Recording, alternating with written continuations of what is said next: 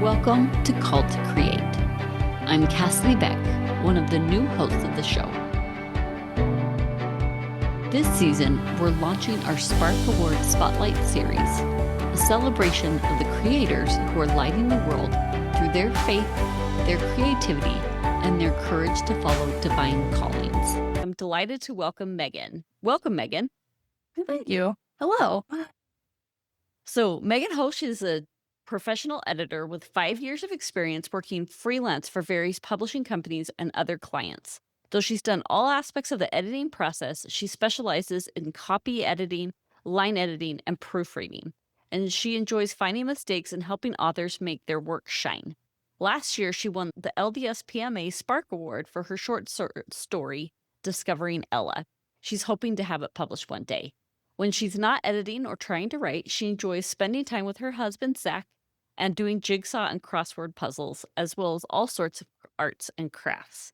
So, Meghan, I think a lot of times editors are like the quiet architects who are working kind of behind the scenes to help make a book successful.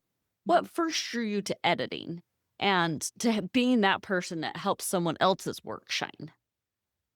Great question. When I started, kind of going through my English degree at BYU, I just realized how much I love to read and to just kind of dive into all of the things that authors create. And it wasn't until my senior year that I really was like, I like finding mistakes and I like fixing them. And so I feel like I really took what my passions are, attention to detail and accuracy, and turning that into something that I can do as a job and like work tasks. And so just kind of hand in hand with my English background and having the access to a couple people I networked with that were actually doing freelance editing work. And they're like, you should try this. And I'm like, okay, great. So I did. And I just found a really great love and passion for it. And I have ever since. It's so much fun to use my individual kind of likes and passions of just like finding mistakes, making things better, and helping other people in the process. So I'm curious because it seems so you do copying, line editing, and proofreading. That seems like all of the editing. Tell us a little bit more about those roles and what that would include and what that would not include. So the line editing, copy editing are very similar. So line editing is basically taking a book or whatever, a work, and kind of line by line going through it and be like, this structure doesn't really fit within the paragraph, or this would be better put at the beginning of the chapter, or just kind of within the line itself. The copy editing is a little bit of the same, but it's also kind of doing the proofreading at the same time. And so it does a lot of the structure like line editing, but it also kind of does the grammatical checks and the punctuation checks. And so it's kind of a more of that in-depth editing as well. But the process of the editing, it took a long time for me to kind of understand all the things, because when I first started, I was like, well, yeah, you just look for mistakes and that's it. But there actually is like a process. So when you're creating a work, you obviously write, and then sometimes authors kind of work through it themselves. Okay, I'm going to read through, I'm going to try to fix the things that I see, and they're going to send off to an editor. And at this point, depending on how confident the author feels, it could go to like a developmental edit. And that's kind of the first one you would kind of go to, where it's like, they're going to read your work and they're going to try to be like, okay, so your character arc is good, but it needs a little bit of work. And this character needs a little bit of fleshing out and it needs some extra stuff. Or this kind of event in your book seems really important, but it's not really talked about a lot. So try to describe it more. And so it helps a lot with just like the development of the work itself. And then from there, the author fixes things, and then it goes to like a line edit where it's a little more granular, line by line within the chapters, the paragraphs themselves.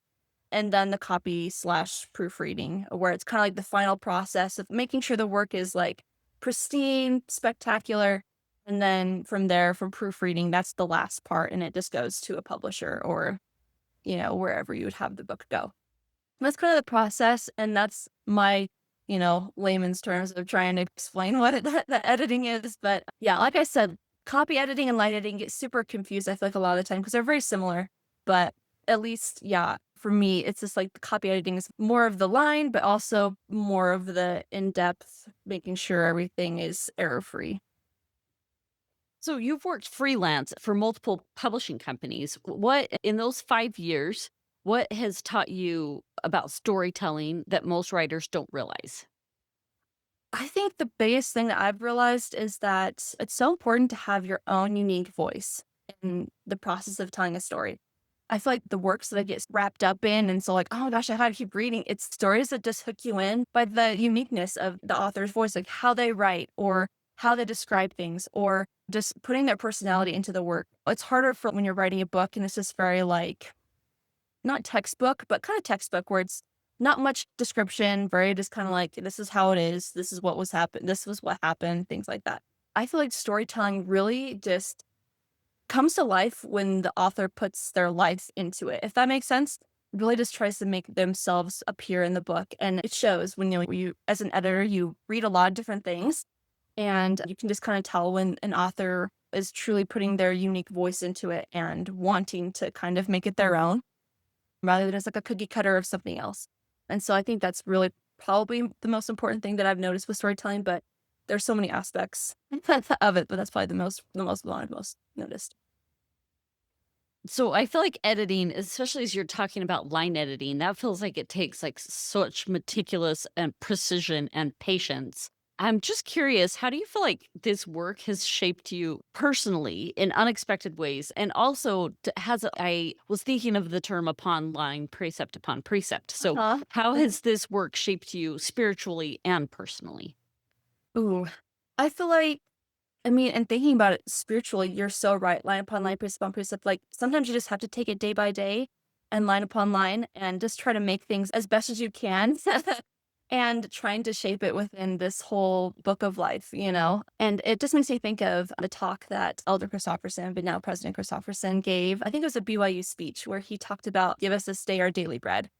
I really like that, just kind of thinking about it in that way. Like we rely upon God so much for each day and each thing that we are given as a blessing or as a trial or things like that. But we just have to take it day by day.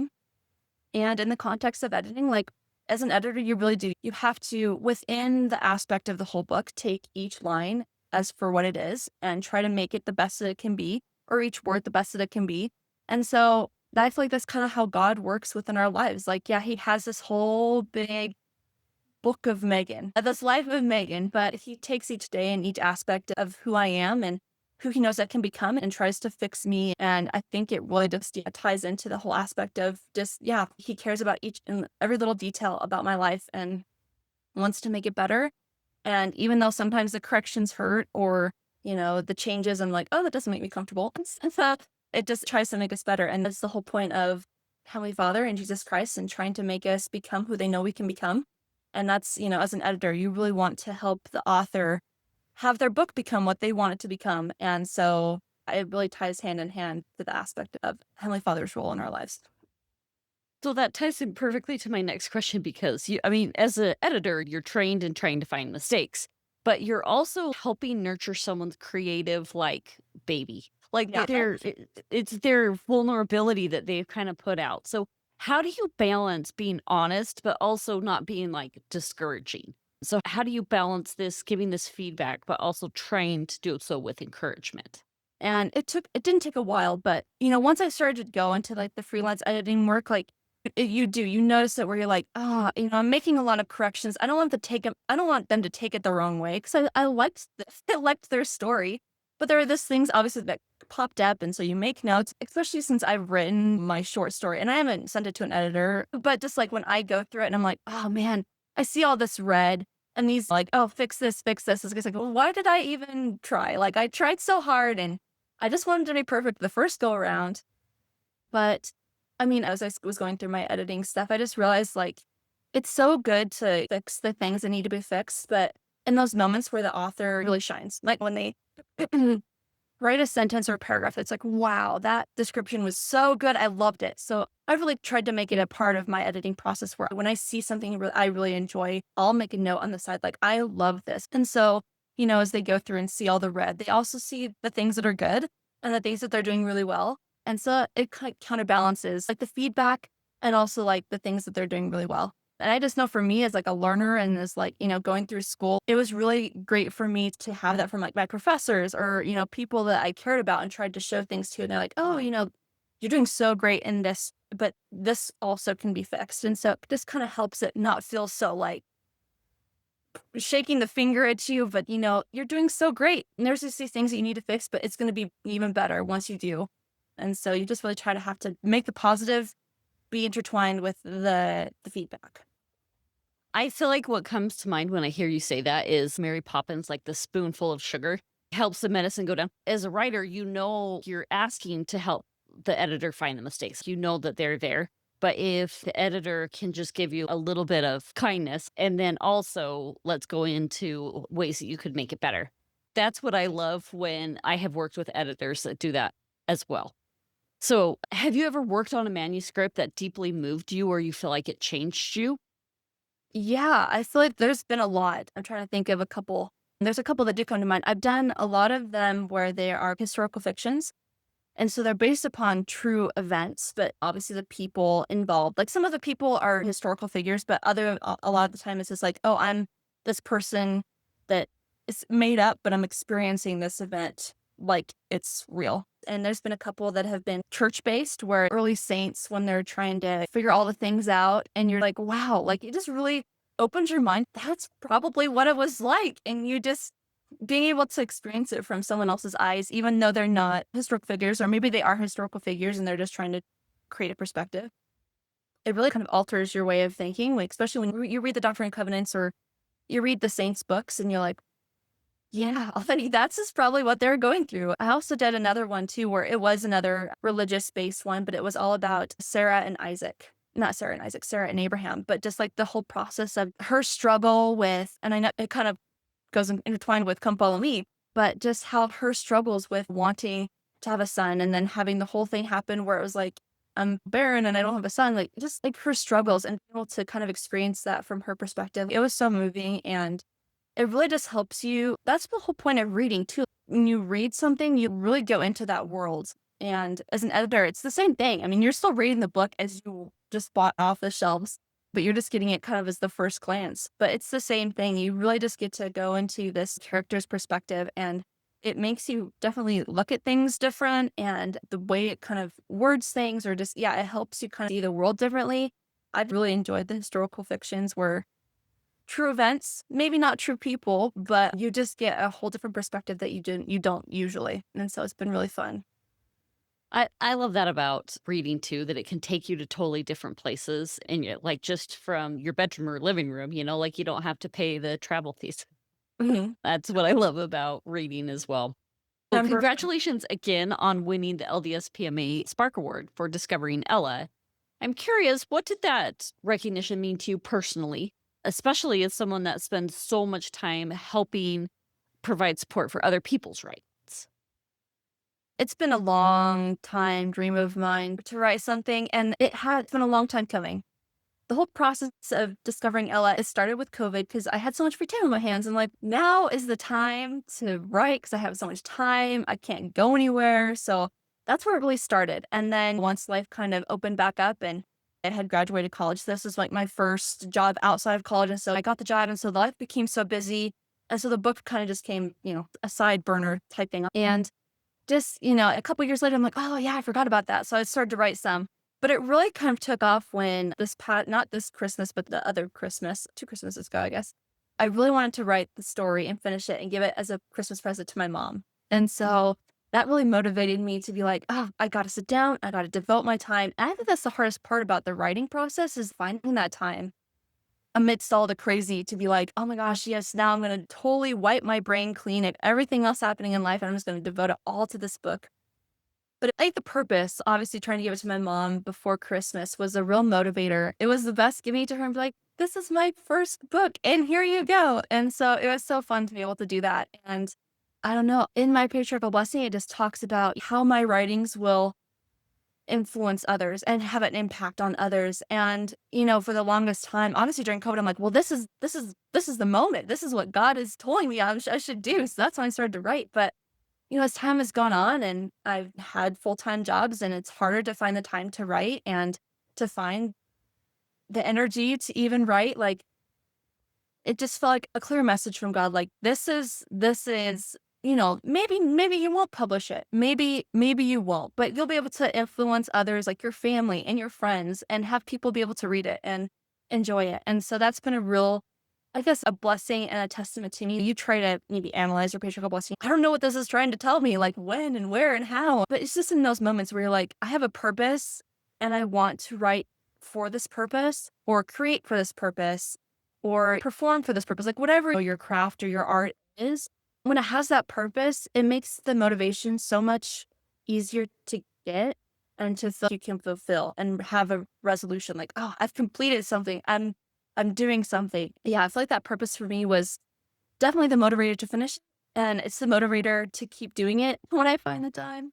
No matter what happens, like I said, no matter if it gets published or whatever, it was so great to be able to gift it to my mom and then to have my family read it and to just experience my writing and to have that kind of be a gift to them. And as a gift I gave them, but also it was also just a gift to me to be able to share it with them. So it's super special. So I'm curious, as you shifted from being an editor to being a writer, was there any imposter syndrome or self doubt that kind of began to creep in? And if so, what did that like internal dialogue sound to you and how did you quiet it? Oh my goodness. No, even when I'm not in my writing phase, like if I'm just reading a book for the simple pleasure of it, it's so hard for me to turn off my editor brain. I'm like, oh, there should be a comma there. Things like that, where it's like, oh, why can't I just enjoy reading to read rather than having to another editing project? But I definitely noticed it when I was trying to write my book. You're like, oh man, this isn't perfect. This isn't the way that I want it. And so it kind of put me in like a writer's block. I couldn't just let words flow onto paper. I had to kind of process it as an editor would and try to make it. But I was trying to be the editor when I was supposed to be writing it. Because obviously, as an editor, you need something to edit. And so I should just keep writing to have at the end, then have things to edit. But yeah, like I said, it was so hard in the moment. I'd be like, oh man, this isn't very good. This isn't, coming out the way that I wanted it to. And so it was just so hard for me to do that. But once I kind of just let myself just be like, just write, just let the word vomit happen, let it be what it needs to be. And then that's where, your other passion comes in. And then you get to change it. And then you get to change your own work and all the things. And so once I kind of just let that go, it was easier for me to just type and let things happen. And at the very end, yeah, like I would go back through and be like, oh man, how did I miss that? Then I'd kind of be like the self critic. But it was great to just let that, not the barrier, but kind of the barrier to just enjoy the work as it is rather than just as an editing project and just kind of let, like I said, the chips fall where they may. It happened. I was able to edit afterward, but that was probably the best part is just letting it be and fixing it later. I could totally see how that would be the case. I have heard from another podcast guest, they were talking about you have to have sand in the sandbox in order to change it. Yeah. And as a writer, you're putting sand in the sandbox, but as an editor, you're wanting to constantly sculpt. And how difficult that is with your mind, you're trying to sculpt those words before they get onto the paper. And that process kind of slows that down. So I Yeah. could totally see how that would be really hard to just be like, just stop, just let them get out. Because you have to have something before you can totally sculpt it to where you would like it to be. I feel like it's like when you can't go to sleep, like you're trying to just like relax and be just in your zen, but your brain just won't turn off. Like it's like, oh, you need to do this. Oh, did you lock the doors before you went to bed? Just things like that where it's like, just stop, just let me go to bed. But it's true. Once you just kind of like let it just, when you find that space where you just feel like you're in complete control of just like doing what you need to do and not having the outside world influence you or the stresses of life or just all the things that kind of just bombard you. Yeah, where you want to control things. You want to like sculpt and sculpt and sculpt, but just like letting yourself play, like have the sand in the sandbox, do what you need to do. And then at the end of it, you can do your fixes and you can build your castles. So for me, it was the November National Writing Month. I did the NaNoWriMo Oh, challenge where yeah. you had to have a ton of Yes. words. And so I was like, if I'm going to get this amount of words in a day, I can't sculpt. I just have to, it's go time. So Yes. is that like where you had a deadline with your mom, like you were going to get this done by Christmas? Like Oh, you can't, both can't exist right now. It's go right. time, just get it done. Is that kind of That how it worked for you? Yeah, that was definitely the motivator to be like, okay, you can't just, sit here and look at the page and be like, how do I craft this as perfectly as I can in my brain? it definitely was more just write and then have enough time to fix it at the end and then give it away. And then it's not something you have to worry about anymore. You get send it off, have someone enjoy it, and then you get to enjoy the benefit of gifting it so on. Yeah, that was definitely a motivator for sure. So I'm interested because you love crossword and jigsaw puzzles. Do you think that that's connected with you being an editor? Is there something satisfying for you finding a missing piece or a misplaced word?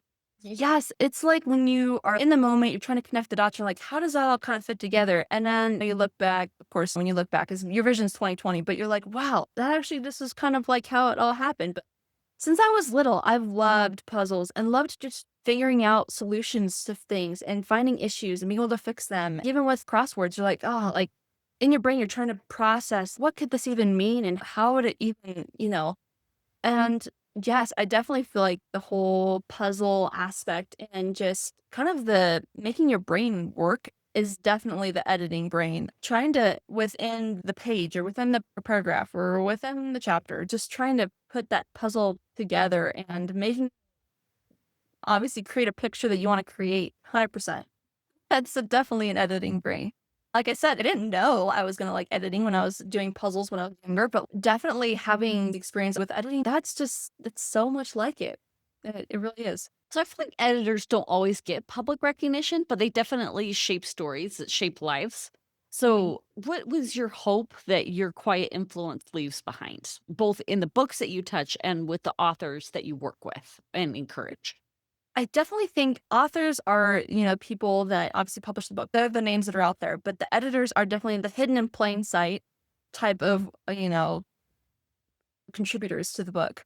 But my favorite thing is like I love being able to be a part of that process to get the author where they want to be. I don't need the recognition. I like being able to be like, oh, I helped someone fulfill their dream. And this is the best thing. And in the process, I get to fulfill my dream, which is helping someone else. And I get to do the editing that I love to do. And the outcome is a win win for both of us because I get to help someone edit and they get to have a work that is the best work that it can be. And so I've really enjoyed that aspect. And I mean, yeah, there's a lot of things that editors do to make a book the way that it is, but truly, I mean, it's the author that puts all the work in to make even the book. When I was trying to write my own work, I was trying to be the editor before the author, and I couldn't edit anything without any words on paper. My work solely is based upon authors being willing to write their stories and then share them with me. And so I don't mind not having my name out there. I like just being a part of the author's process and just building a connection with the authors. I have a client who I've done work for his series and his entire kind of saga of his story. And it's been so fun to be a part of each character's story within the story. And so just building relationships with editors and authors and being able to have an author that continually comes to you and knows that you do good work and wants to continually work with you, that also is fulfilling for me to be able to know that I'm helping someone, but they also trust me enough to do good work and to help their book resemble their voice, even within the structures of editing, like commas and how sentence structure kind of is, and just allowing their voice to be there and to have it truly be theirs. Especially as an editor, you want to give the author the freedom to do what they want to do. Obviously, there's rules, but you want them to be able to have the book be their own book. And so you make suggestions, and then you, of course, are like, okay, this is rather than this, put this here. That's just rule. But there's things where you're like, okay, I think this might be helpful here. Totally up to you, but this is how I would word it. Definitely leaving it up to them, giving them suggestions, obviously correcting corrections where there need to be corrections, but really just letting it be their creation and not just Megan is all over this page, allowing it to kind of be their own. And so I've really noticed that too, just with the returning clients that I have, that they really enjoy just the good work that I do, but also the ability for me to give them the option to make the book their own. I mean, the book is their own, but just as an editor, it's so easy to just get rid of it all and just make it this way and just allowing them to kind of create from your suggestions and your thoughts. I thought that would be hard because, especially where you have your own writing style, and as you're reading it, I'm sure you could be like, "Oh, but it would be so much better if you did blah blah blah, like this way." And not that you're working on techniques or like grammar, but just the style. And to make your suggestions to listen to the author's voice and to make suggestions that keep using their own voice, Mhm. even if there's a different way and a different tone that you would use. I feel like that would be a very difficult skill set to hone. Yeah, it is, especially as you're going through, "Oh, I would have worded it this way." And there's moments where it's like, okay, you can make a suggestion, maybe try wording it this way. Maybe they'll actually like your suggestion and how you kind of think about how that phrasing would go. But I think that's where, the editor kind of has that boundary where it's like you don't change it. Like you give him the suggestion, you're like, you know, this is great, but maybe try wording it this way, or maybe try including this description, or maybe try this or that. Just allowing them to be able to decide for themselves and have the agency to kind of make it what they want it to be, while also giving the thoughts or the advice or the opinions or whatever you'd call it. Because obviously, as an editor, it's your role to make the work better, but it's not your role to change the work, if that makes any sense. You don't want to jeopardize the author's voice for your own. And you don't want to be like, this is how I want all of Megan's books to read. So this is how it's going to be. Like I said, you give the feedback, you give the changes, but let the author really do what they want to do with the feedback you give them. So tell me what you're finding inspiration from right now. Oh my goodness. I feel like in the editing, it is remember internal inspiration where it's just like, I want to be the best that I can be. And so for me, it's finding that motivation to help the author and to have the work become what we both know that can become. For my writing life, I'm stuck. I haven't started to write a second book. I want to, but the inspiration, I don't know. I feel like you really do. Maybe it's different for each author, but for me, it's like when you have, like you said, that purpose. Oh, I was writing the book for my mom for Christmas. And I'm just like, hmm. I don't know. Like, do I want to spend my time where it's so hard to find time just in the busyness of life? But to be like, oh, I really don't want to write. I want to do something else or things like that. So it is hard for me to find the inspiration, I feel like, to write. Not that I don't believe that it's great because it's so fun when you're in the moment. You're like, I found that inspiration. I'm going to start writing. But yeah, it depends, I guess, on the situation. I guess for both editing and writing, it's just when you find a purpose, it definitely makes inspiration come. I definitely know, especially writing this book and knowing that there was a deadline, I definitely prayed a lot. I was like, please just help me find the time to get what I need to get done. Because there's also editing projects happening at the same time. And I work full time during the day. So it's so hard to go to work for 8 hours a day and then come home and be like, well, I just want to sit on my couch and watch TV and I don't want to do anything else. And trying to find that motivation to be like, okay, I got to put more work in. And so I definitely felt a lot of strength come from just like, "Oh, wow, like I have a second wind. I can do this." Definitely a lot of this spirit and helping me find words to put on the paper and finding the strength that came from Heavenly Father, knowing that I wanted to be able to finish this for my mom. And so he knows that what's important to me is also important to him.